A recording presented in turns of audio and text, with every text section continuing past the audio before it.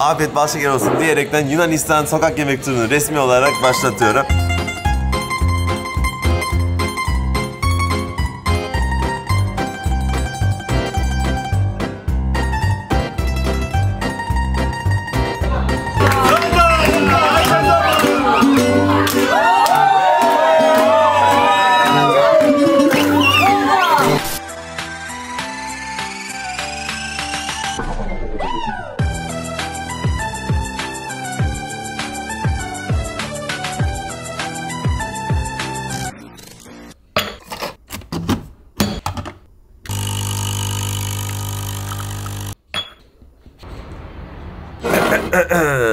Ve gençler, gözümün gözüme takılı olduğu nadir günlerden selamünaleyküm, konnichiwa, hayırlı sabahlar güzelim Yunanistan'dan. Londra'dan sonra Yunanistan manzarası o kadar da yani iç açıcı değil gibime de geliyor ama yani ülke ülkedir, her haliyle güzeldir diyerekten Yunanistan'a geldim. Öncelikle bir şey söylemek istiyorum. Londra'da kaldığım hostelden birisi korona çıktı ve tabii işte odayı havalandırdılar falan filan ama ondan sonra 2-3 kişi daha öksürmeye başlamıştı. Benim de tam böyle pound'um zaten pound harcama limitimi aşmıştım. Şöyle hoş bir Airbnb tuttum. Birazdan içeriği de gösteririm ama şu anda Yunanistan'dayım ve şöyle elimde güzelim espresso kahvem ile güne başlıyorum.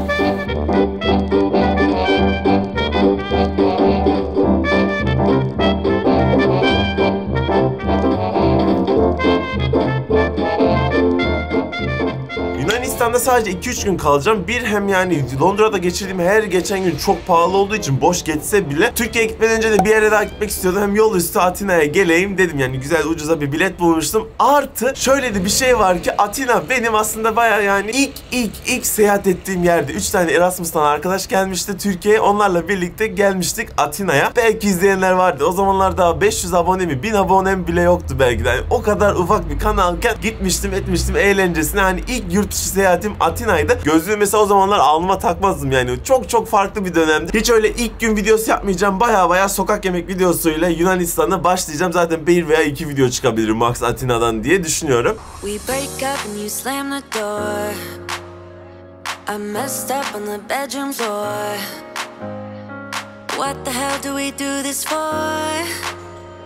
I push you out but you come back. That attraction, we can't fight that. Oh, keep telling myself that I should let go, but I hold on. Gençler şu an kahvaltı mekanına doğru gidiyoruz ama şurada şöyle yandan göstereyim. Abimiz güzelim halka şeklinde ekmek, namı diğer simidimizi insanlara satıyor. Şimdi normalde sokak yemeği olarak başlayacak olsam simit yerdim ama simit de gerçekten yemek istemiyorum yani. Yurt dışına gelmişim, Türkiye'de güzelim, İstanbul'da simit daha çıtır, daha sıcacık varken onun yerine birazcık daha böyle Avrupa'yı bir kahvaltıyla güne başlayalım diyorum. Ve geldiğimiz mekan da Brunch Factory denen güzelim kahvaltı mekanı. Bu arada prizler Türkiye ile aynı.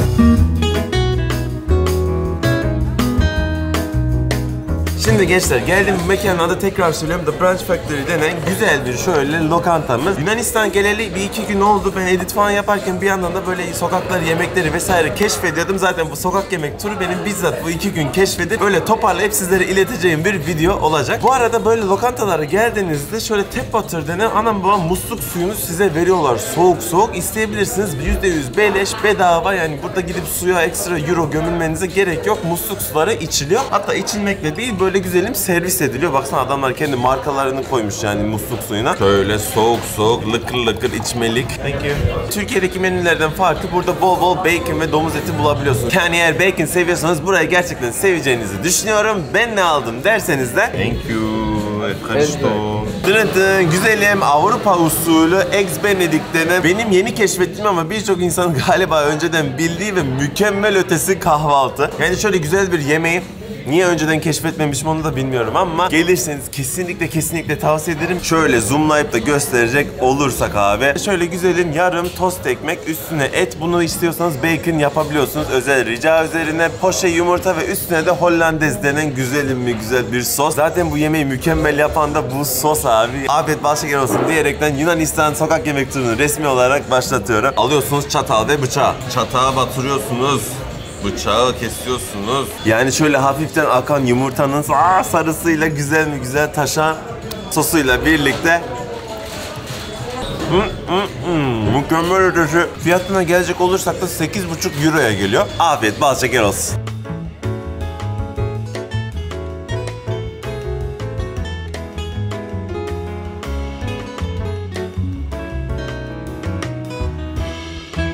Diyerekten afiyet bal şeker olsun, silip süpürdük. Yani bu benim ikinci işim burada bu yemeği ve gerçekten üçüncü olsa üçüncü de yerim. O kadar güzel, kesinlikle tavsiye ederim. Ha tabii yemeğin üstüne güzel bir kahve bastırması için içilmesi gerekiyor diye düşünüyorum ama Yunanistan'da hangi kahve içilir derseniz de güzel mi güzel, geleneksel mi geleneksel, Yunanistan'ın Yunan kahvesi şu anda elimde. Kısacası anam babam Türk kahvesi abi. Afiyet bal şeker olsun. Ben Japonya'da çalışırken belki o videoyu izleyenler bilirim. Yunan lokantasında çalışmıştım. Orada böyle Yunan kahvesi istiyorlardı. Greek coffee diye. Ben de gidiyordum. Abi al sana bu Yunan ama aslında Türk kahvesi diye böyle alttan fısıldayarak verirdim müşterilere. Şu anda Yunanistan'da o aynı kahveyi kendim bizzat içiyorum. Tadı güzel yani, Türk kahvesi nasıl güzelse Yunan kahvesi de öyle güzel yani, söylemiş olayım. Şimdi tabii nasıl Türkiye'ye gelip de döner yememek olmaz ise Yunanistan'da aynı şekilde döner, yani nam diye buranın gyrosu, G-Y-R-O-S diye yazılıyor. Yemeğini yemeden olmaz. Ülkeye geleli 2-3 gece oldu abi ve bu 2-3 gecede her akşam yediğim gyrosların arasında en sevdiğimi sizlere önermek istiyorum. Ve orası da Tiliksto denen bir yer abi. Buranın gyrosu döneri mükemmel. Hello, can I have one chicken gyros please?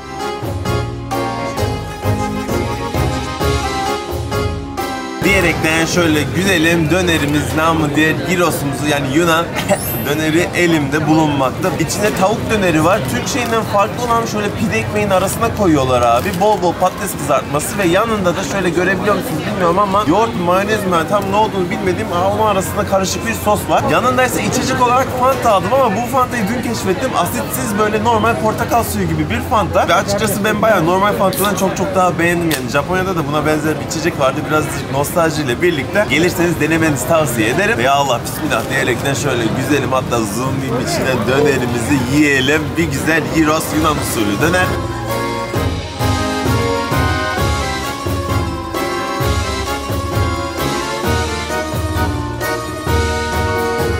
Bu arada şu güzelim döner yani gyrosun fiyatı 2.90 euro, yaklaşık 3-3.5-4 euro arası bulabiliyorsunuz. Pahalı eşittir güzel değil bu arada. Yani benim çok daha pahalıya yediğim gyroslar çok daha kötüydü bundan. Benim favorim burası. 2.90 tavsiye ederim. Ve çok şükür bir şükür yemeğimizi de bitirdiğimize göre gelelim günün başlangıcı için artık son yemeğe. Ve o yemek de yine aynı sokağın bir değil iki yanındaki Lukmades denen bir yer. Güzel mi güzel, authentic Greek tatlı dedikleri. Yani geleneksel Yunan tatlısı olarak adlandırılan anam babam bizim lokma.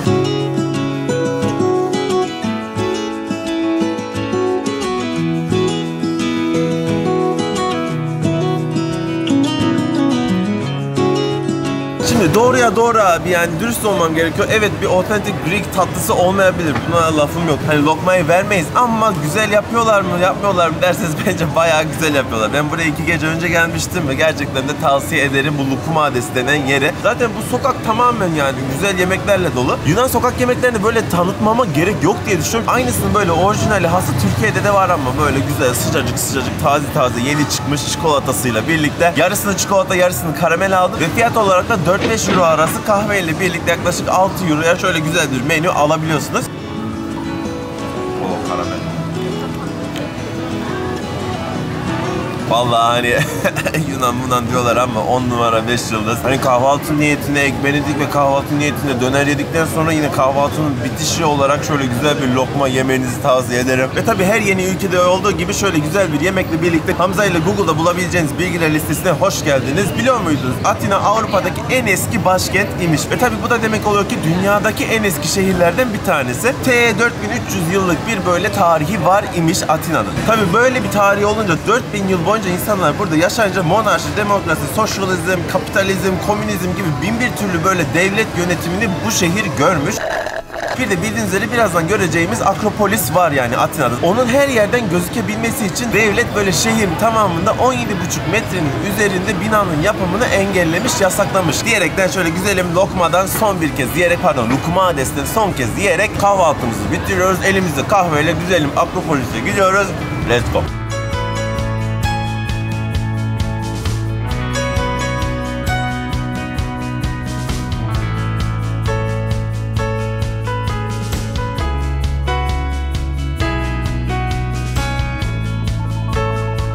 Abi tam 4 yıl önce de aynı bu şu an olay o kadar dejavuyum ki. Akropolis'e giderken yol olarak işte az önce sordum nereye gidiliyor diye. Diyorlar ki bir ne merdiven görüyorsun yukarı çıkabildiğin kadar. 4 yıl önce de 4 erkek Erasmus'ta gitmişti yukarıya doğru var ya yürü. O zaman da nefes nefeseydim. Ama o zaman ne kilom 110'du ne bu kadar yağ vardı ne bu kadar göbek vardı. Ona rağmen nefes nefeseydim. Şimdi vallahi geberiyorum.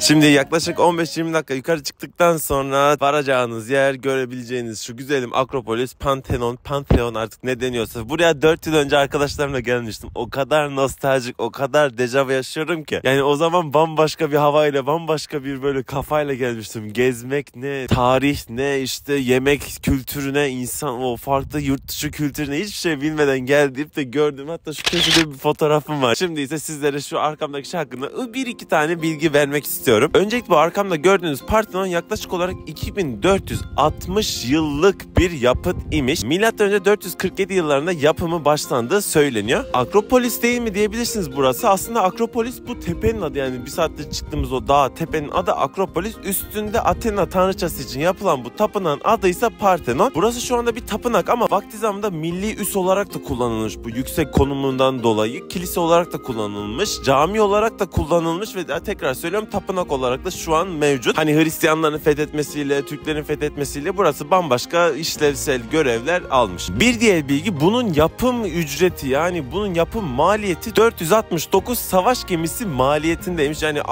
baya para harcamışlar bunu yapabilmek için. Bir de şu gördüğünüz şu anki son hali aslında yani ilk halinden acayip bir şekilde farklı. Çünkü milli üs olarak kullanırken burada bomba patlamış, içerisi gitmiş, dışı gitmiş. Zaten şu anda tadilatta. Ben 4 yıl önce geldiğimde de tadilattaydı. Hani burası 7/24 tadilatta. O yüzden bayağı yıllar boyunca, asırlar boyunca buranın şekli değişmiş, bilginize. Falan da filan da diyerekten burayı da bitirmek istiyorum. Yani Atina'ya gelirseniz gelip göreceğiniz güzelim Parthenon. Giriş ücreti aşağıda 20 euro yazıyordu ama ben 10 euroya girebildim. Ayağım. Ana.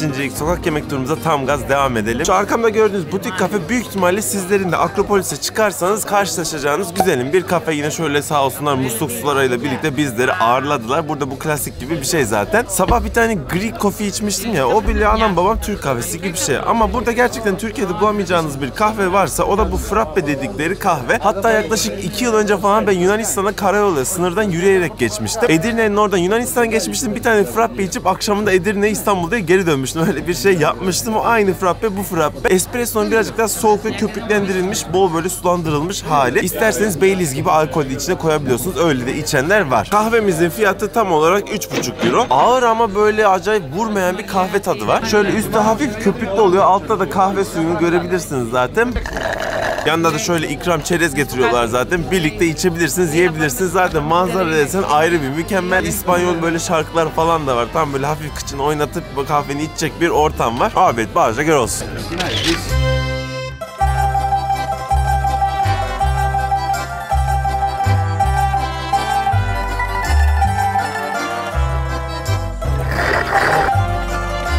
Baksanıza içi acayip köpüklü bir kahve ve gerçekten yani ben tadını seviyorum, size de kesinlikle tavsiye ederim. Diyerekten tekrardan indik güzelim şehrimize. Bu arada bilmiyorum artık fark ettiniz mi, ezberlediniz ama burası sabah yemek yemeye geldiğimiz aynı sokak. Yani bir tane sokak var zaten, özellikle sokak lezzetleri buraya doldurmuşlar. Şurası sabahki lokmacı, şu arkada sabahki dönercimiz var. İleride ise şimdi yiyeceğimiz falafelci var. Falafel normalde buranın değil daha çok böyle Orta Doğu tarafında ya da işte Kuzey Afrika tarafının yemeği olduğunu düşünüyorum. Ama burada da sokak yemeği olarak acayip bir şekilde yeniyor. Ve hazır sokak yemek turu yaparken dedim ki oradan bir tane falafelimizi yiyelim ki akşam yemeğinin ufak bir ısınma turu gibi olsun. Mekanımızın ismine gelecek olursak da dırın dırın güzel mi güzel falafella.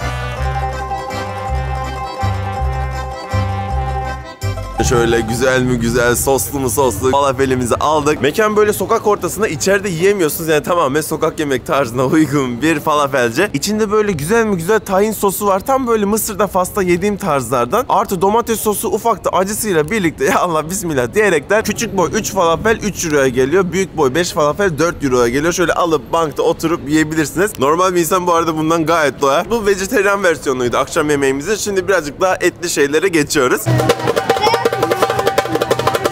Ya adep çıkara bakara filmi kalbimin sap yürü yürü o zaman.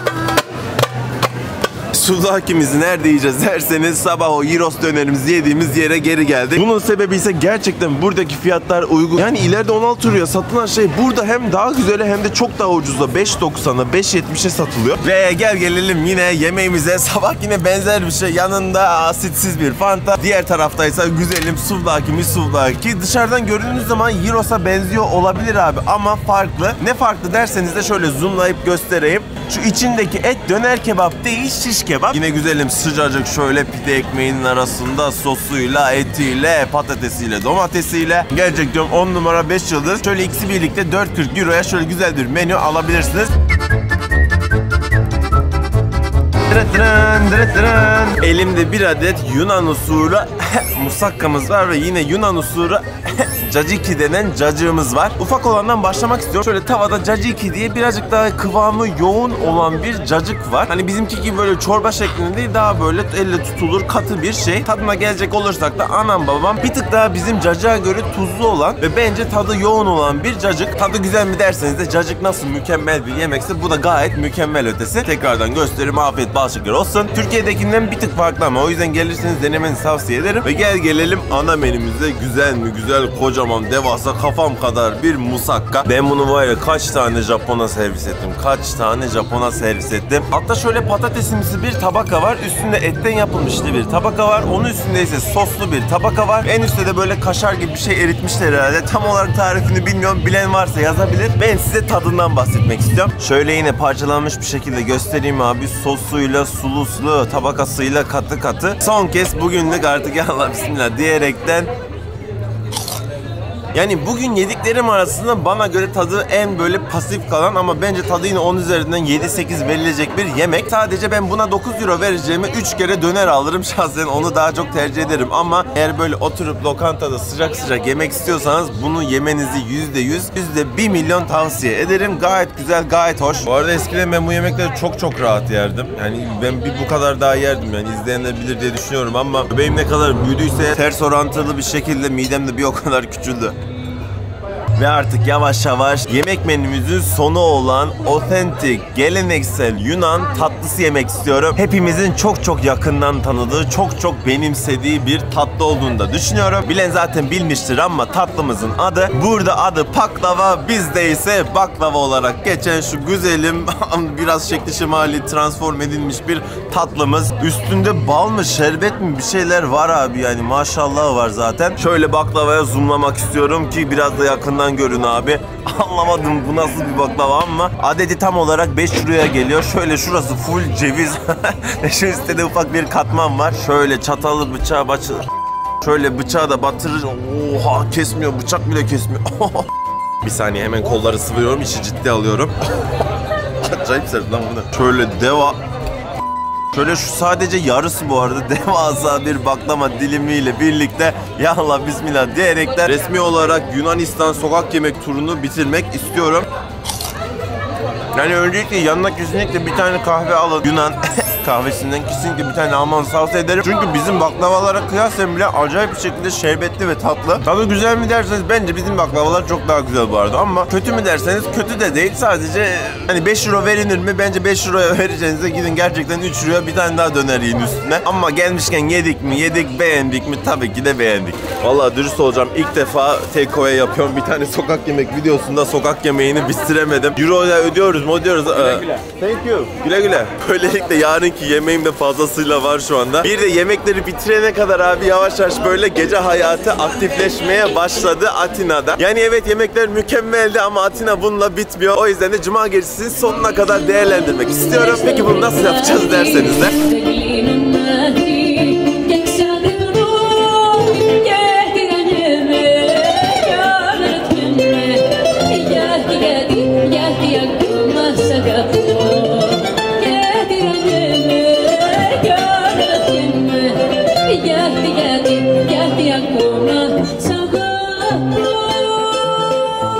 diyerekten arkamda böyle güzel bir eğlenceyle geceyi bitirmek istiyorum. Gençler sıktıysam hakkınızı helal edin. Yunanistan'da Türk usulü, Yunan usulü bir sokak yemek videosuydu. Şu anki Avrupa şartlarında Yunanistan kesinlikle ucuz ülkelerden bir tanesi. Belki diğer Avrupa'yı şehirlerin verdiği şeyi Atina vermiyordur ama buranın Santorini'si var, şu bu, hani bambaşka şehirler de var yani. Yunanistan Atina'da ibaret değil. Bunu da aklınızda bulunduraraktan bu şehri de ülkeyi de gelip görmenizi kesinlikle tavsiye ederim. Yunanistan'da ilk gündü, yemek dolu bir gündü, mükemmel bir gündü. Bir sonraki videoda görüşmek üzere. Sayonara.